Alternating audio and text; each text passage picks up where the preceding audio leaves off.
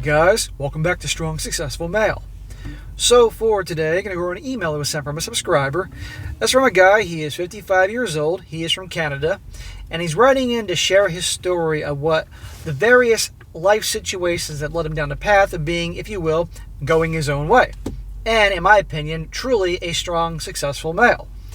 This guy, as you will see, was definitely a relationship guy, but he wasn't foolish about it. You know, you can all laugh saying that is foolish, but you'll see what I'm talking about. He always let this head do the thinking, not the one down south.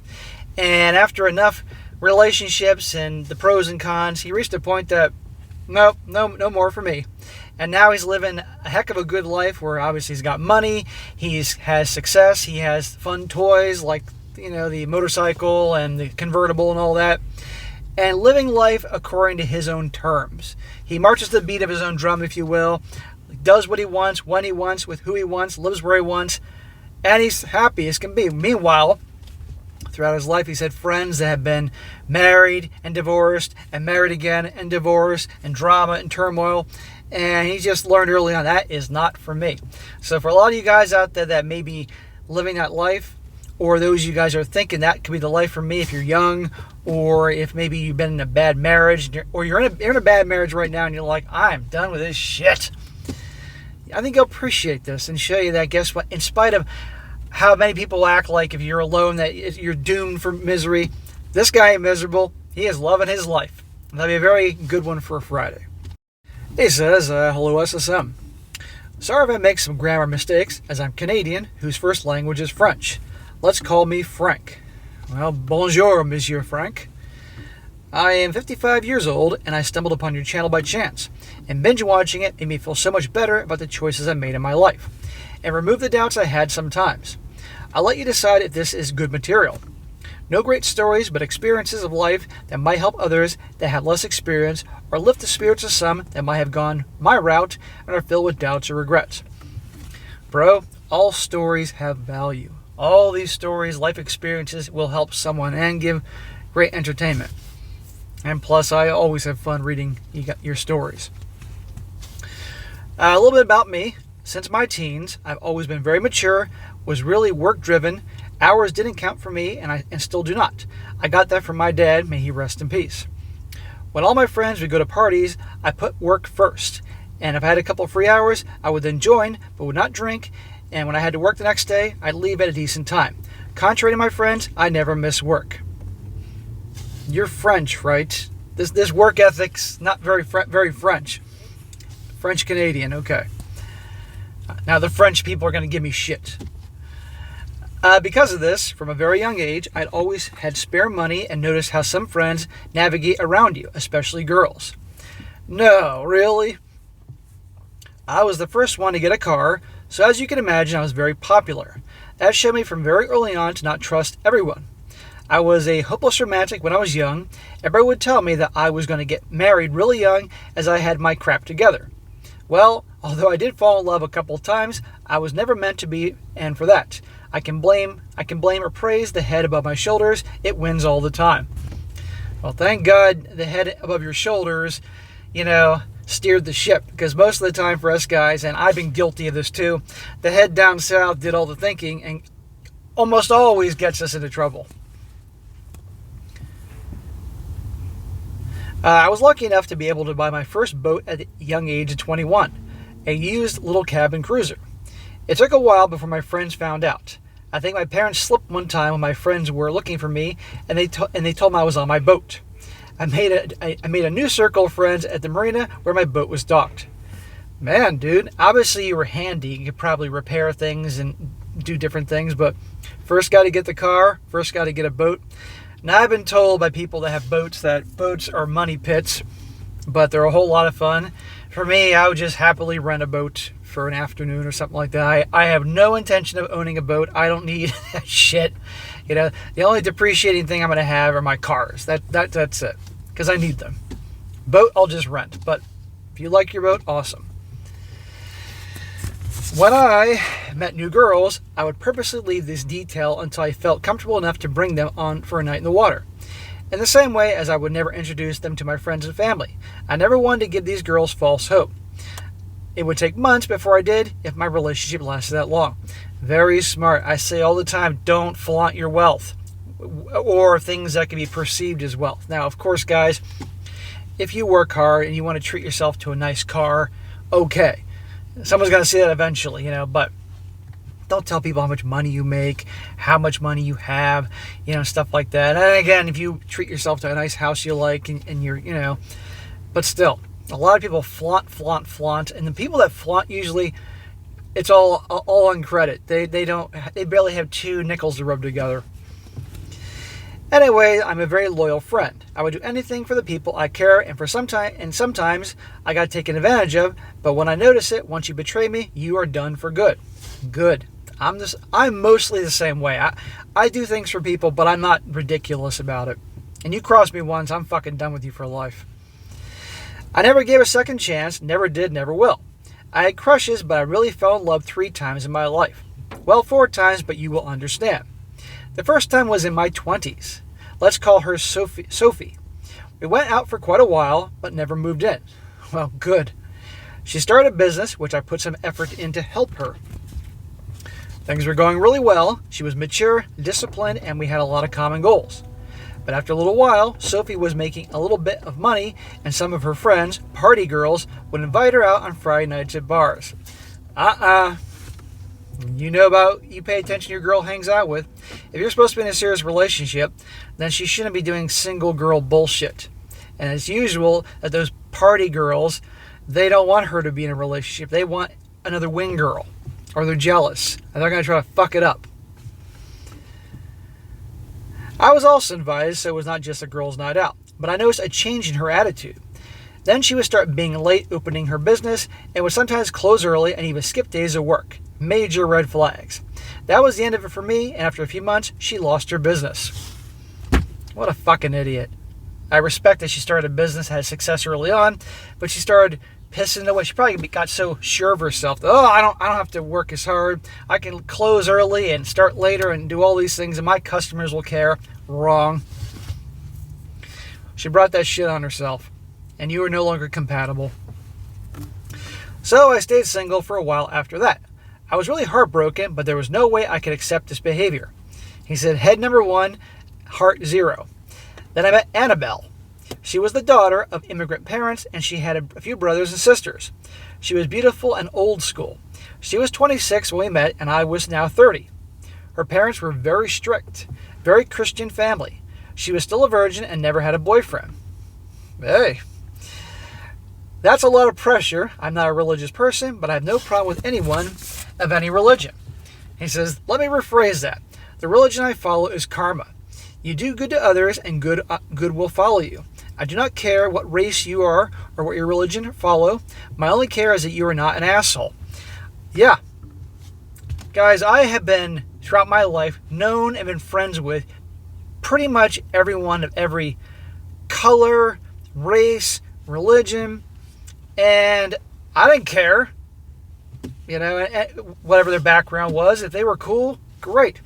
I've also known people of different religions, races, backgrounds, socioeconomic skill, all these education, that are the biggest assholes ever, and I have nothing to do with them. You have a clean slate with me when you meet me, and if you fuck up, that's it. Life's too short. So after dating a few months, it was getting serious. That's when the wheels in my head got in motion. I started thinking about the conversations we had, and some of them made me really think hard.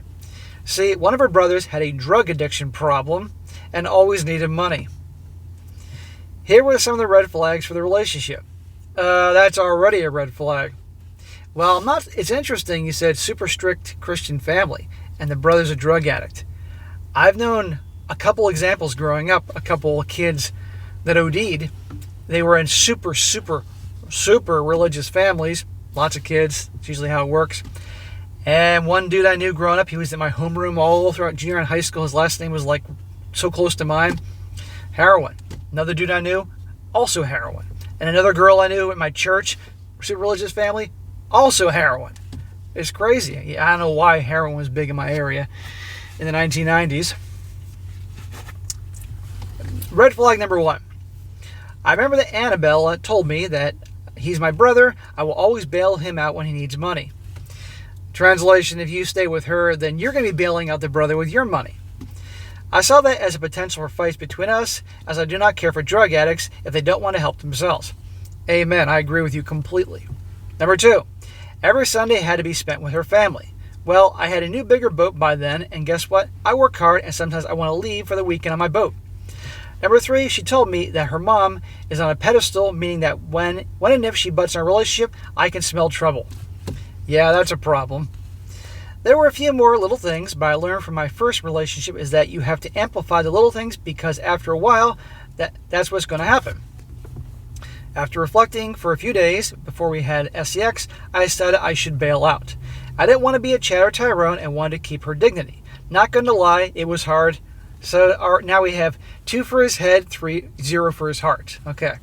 So you were about to hook up and finally after your time invested with her, tap that ass. But you're like, you know what? Nah, I'm not going to do that. I can't say many of us would invest that much time in a girl, and at least not, well, you know. But okay, you're a decent guy. My third love started with a bang, but thankfully her true colors showed early and ended quickly after an ultimatum. Ultimatum, huh? And we love those here. We were both in our mid-30s, and Tracy would always work late on Mondays. One Monday, I came back home from work, took a shower, and decided it was time to go to shop for a new car. As I'm leaving, one of my buddies shows up and asks me what's up. I didn't want to tell anyone my intentions of buying a new car, as I'm very private with my finances, but sometimes timing doesn't go your way. I told my friend, who is a huge car guy, and he asked if he can tag along, and so I agreed. After the shopping around, we went for a snack at a sports bar. I had 1 beer, and we came back to my place around 9:30, as Tracy would come by around 12. Not this time. She didn't have to work that late on that specific Monday, and she wanted to surprise me.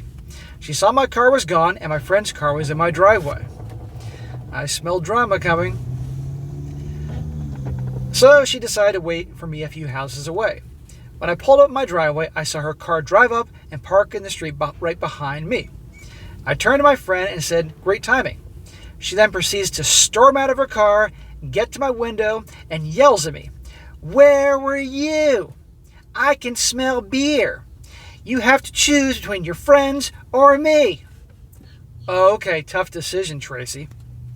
My only words were, "Okay, bye." And then I blocked her. See? She thought she had you. She can control you, all that type of bullshit. She's probably used to that with guys. He says, "Remember how I said that you usually make them wait for a while before I introduce them to my parents and family? Well, Tracy was the exception. I did too quickly. She knew where my parents lived, and for weeks she came crying to my mom, asking her to talk to me, that she overreacted and she regrets it." If you would have caved and went along with her controlling bullshit, do you think she'd be feeling bad for her actions? No. She didn't expect that out of you. But my mom knows me too well. She just told her there's nothing she could do to convince me, and once you're my bad side, you're done for good. Right after that relationship ended, that's when I fell in love for the 4th time. I fell in love with myself. I decided then and there that I would rather live single and have some girlfriends to do activities with, never committing or promising anything. Bro, you were years ahead. This is what more and more guys are doing now. They're realizing, oh my, after enough bullshit, guys, you know, I know a lot of you know. The way I do this is I lay the cards on the table. My rules are simple. If we're both single, we stay exclusive. You live at your place, I have my house. We can spend nights at each other's place. If we meet someone whom we think we might get serious with, no hiding it, come clean, and no hard feelings. We move on. Let me tell you, those are the longest relationships I've had. Don't be afraid to go dining out by yourself sometimes. It's okay. Go for a road trip, meet people. Life is great. Awesome. Notice he said how he'll lay out his terms right then and there early on. He doesn't care. And he says those are actually the best relationships he's ever had. Usually the bad boys make it clear from the beginning, usually through their actions, that my way or the highway. And it is amazing how the gals chase after them. I can change him. No, you can't. I'm not super rich, but by avoiding getting married, not having children, and certainly not going through divorce, like all my friends, I was able to have all the toys. Boat, convertible, 2-seater sports car, race car, new SUV to pull my enclosed trailer. I spend my winters in Florida riding my motorcycle and road racing. I work very hard, but I also play hard. Awesome, bro. You are living your life exactly as you want to live it. You go where you want, when you want, you do what you want, whenever you want, with whomever you want. You have your toys, you got money. I'm sure, you said you're 55. I'm willing to bet you probably don't have to work if you don't want to, because you have enough saved up that you're good to go. And you have fun. It's your life. It's your terms. In my opinion, that's what a strong, successful male is. Living your life on your own fucking terms. You're healthy, you're doing well for yourself, you're proud of yourself, you're happy. End of story, and you're financially secure. Doesn't mean you have a fucking yacht like Jeff Bezos or flying around on a fucking plane like Bill Gates or anything like that, or have their freaking bank accounts, but life's on your terms. I can't think of any better way to live. I felt like I was ahead of my time. I was not following the social rules of back then. Sometimes I did regret not having any kids, but after all that is said and done, seeing what happened to my friends and how unhappy they are because they desperately search for love, which almost never exists. Watching your videos, I have absolutely no more doubts that I'm living the best life I can possibly live. Thank you again, SSM, and your community as well. Bro, thank you. I know this wasn't a story, guys, that was all full of drama and craziness, and it was just a guy that's living his life and on his own terms and is happy, and I think it's awesome. Good for you, man. And you know, you tried. You were a relationship guy. You tried, but by the time it sounded like your mid-30s, after more and more bullshit, you're like, nope, that's it. And obviously, you get together with various ladies and have a good time. When they run their course, you move on. But you have no delusion over of anything. And I don't think it'll be a situation where just one day you'll finally cave because you're lonely or something like that. I don't think you will. So good for you. And a lot of guys I'm sure there are a lot of guys watching this now, different age ranges, different parts of the country or world, that are kind of living life like you. Or there are guys watching this, maybe you're in bad relationships or bad marriage, they're thinking, shit, this is what I want. Well, gentlemen, those of you out there, you can make it happen, but you gotta make it happen. So, all right, guys, that is it for today. Be sure to comment down below. Let me know what you think about this. Give this guy a shout out for living a good life and setting a good example. And be sure to like the video, share it with your friends, and subscribe. And I'll catch you next time.